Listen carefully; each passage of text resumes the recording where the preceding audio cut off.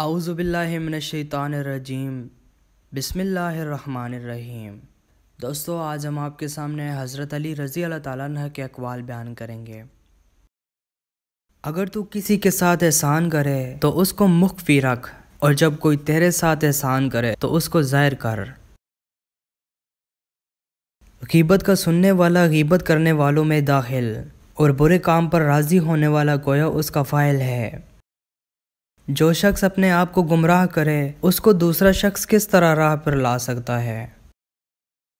جو شخص زیادہ ناخوش رہتا ہے اس کی خوشنودی اور رضامندی معلوم نہیں کی جا سکتی۔ جس شخص کی زبان اس پر حکمران ہو تو وہی اس کی ہلاکت اور موت کا فیصلہ کرتی ہے۔ جس شخص کی برائی کرنے پر اس کی شکر گزاری کی جائے تو وہ شکر گزاری نہیں بلکہ تمسخر ہے۔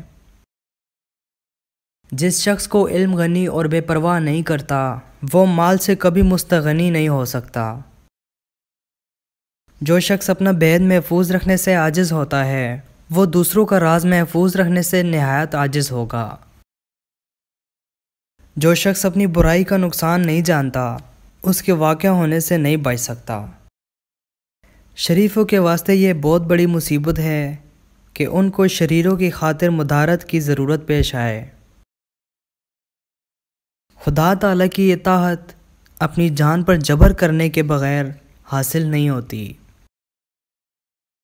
علم کی خوبی اس پر عمل کرنے اور احسان کی خوبی اس کے نہ جھٹلانے پر منحصر ہے۔ جب تک کسی سے بات چیت نہ ہو اسے حقیر نہ سمجھو۔ صاحب علم اگرچہ حقیر حالت میں ہو اسے ذلیل نہ سمجھ۔ مصائب کا مقابلہ صبر اور نعمتوں کی حفاظت شکر سے کرو۔ اپنا واجبی حق لینے میں کبھی کوتاہی نہ کرو، البتہ دوسروں کے غصب حقوق سے بچو۔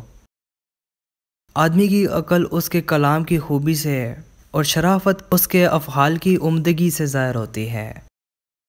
جس نے تجھے ذلیل سمجھا اگر تجھے عقل ہے تو بے شک اس نے تجھے فائدہ پہنچایا۔